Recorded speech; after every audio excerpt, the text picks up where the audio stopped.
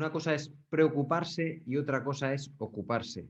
Pues con estos temas hay que empezar a ocuparse, no solo preocuparse, y cuanto antes, mejor. Tienes que tratar de diversificar y asesorarte correctamente. Lo que decía antes, es un dinero bien invertido. Contar con un buen asesor financiero y un asesor fiscal es un dinero bien invertido para ver todas las alternativas que tienes y para cuando llegue el momento de la jubilación que tenga más de un comodín, que no tenga una única alternativa, sino que en función de la situación y de mi patrimonio en ese momento pueda ver las distintas alternativas que tengo. En el caso de los empresarios hemos pasado un poco de largo. Ellos tienen una planificación específica, ya que cuando cumples 65 años tienes una ventaja interesante. Y es que tú puedes transmitir el patrimonio a tus hijos. Hablo de empresarios que puede ser tanto persona física, que es una farmacia o una carnicería, como si tienes una sociedad familiar. Puedes transmitirlo a tus hijos sin tributación. Pero lo que han comentado antes, en esta vida, que parece que vamos a vivir muchos años, hay que ver también que donar a las siguientes generaciones, hay que ver qué fuentes de ingresos me quedo recurrentes. Hay veces que hay que plantearse igual una compraventa a plazos, hay que ver distintas alternativas. Entonces, en función de tu foto actual, cuanto antes empieces mejor y de la edad que tengas, cuanto más seas capaz de diversificar y ahorrar mejor, y luego en función si eres empresario o eres un particular, pues tendrás que buscar distintas alternativas una vez jubilado. La subida de impuestos, desde mi punto de vista, el perjudicado va a ser la clase media, por dos motivos. El primero, la clase media no tiene capacidad de elección, es decir, el que tiene que realizar una plusvalía para generar una plusvalía de más de 200.000 euros, tiene un buen asesor. Normalmente, si es un gran patrimonio, tiene un buen asesor y sabe cómo diferir.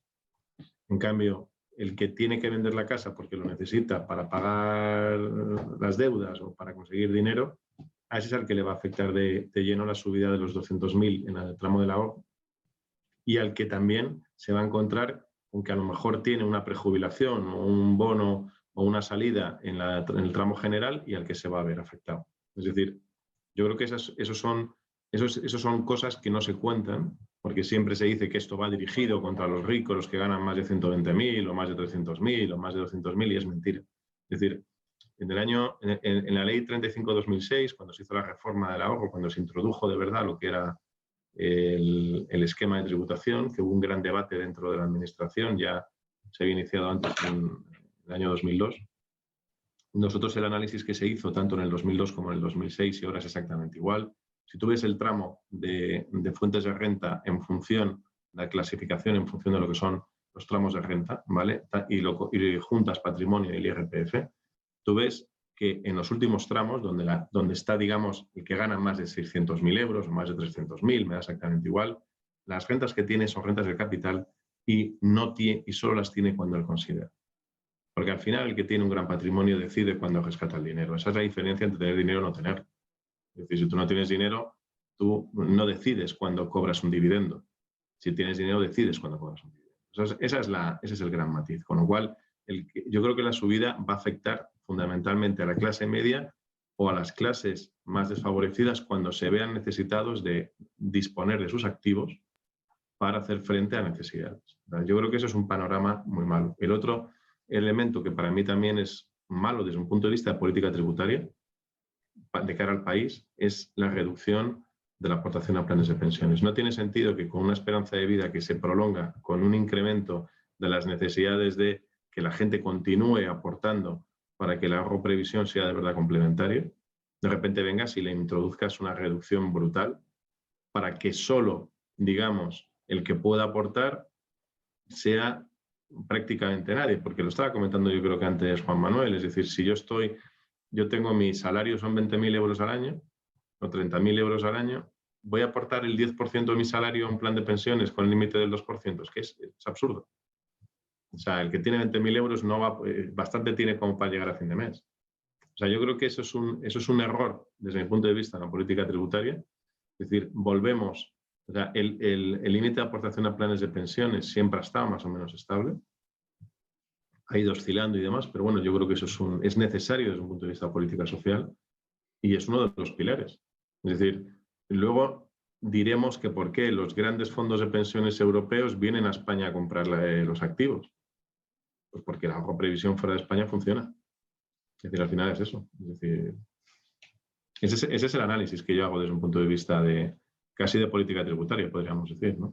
La cuestión de la problemática fiscal para el año que viene, a la vista de las nuevas medidas, pues es muy limitada. Se han introducido unas medidas muy puntuales. Hablamos del IRPF, que se han comentado, subidas de tipos marginales para rentas muy altas, reducción en las aportaciones a planes de pensiones.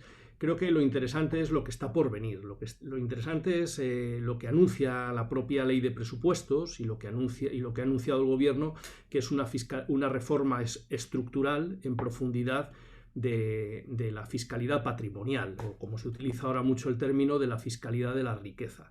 Y verdaderamente los que somos técnicos en ese tema también compraríamos ese discurso. Es decir, tenemos un sistema fiscal muy poco coordinado, muy antiguo, obsoleto para la nueva realidad económica y social de este país, y verdaderamente se requiere una reforma fiscal estructural, seria y sensata, con un comité de expertos de verdad que se reúna y que aporte para que la fiscalidad justa, la fiscalidad de la riqueza, tenga unas dosis justas. No se trata, como ahora, de gravar la riqueza por aquí, por allá, grabo la imputación de rentas inmobiliarias, pongo un impuesto de patrimonio, grabo impuestos municipales, ahora me invento el valor catastral revisado para producir una subida de impuestos con anestesia. Se requiere un debate serio sobre la fiscalidad de la riqueza, donde se planteen los modelos de diferimiento, donde se plantee la compatibilidad de un impuesto sobre el patrimonio con un límite conjunto de renta. Es decir, creo que lo interesante va a ser presenciar el debate que se debe abrir en este país sobre la fiscalidad de la riqueza, los posicionamientos técnicos y políticos que con seguridad surgirán, y siendo optimistas, pues a ver si conseguimos encajar un modelo de fiscalidad de la riqueza que recaude lo que tiene que recaudar, que sea justo, pero que además pues permita el heroico esfuerzo de ahorrar, que es vamos, más que meritorio.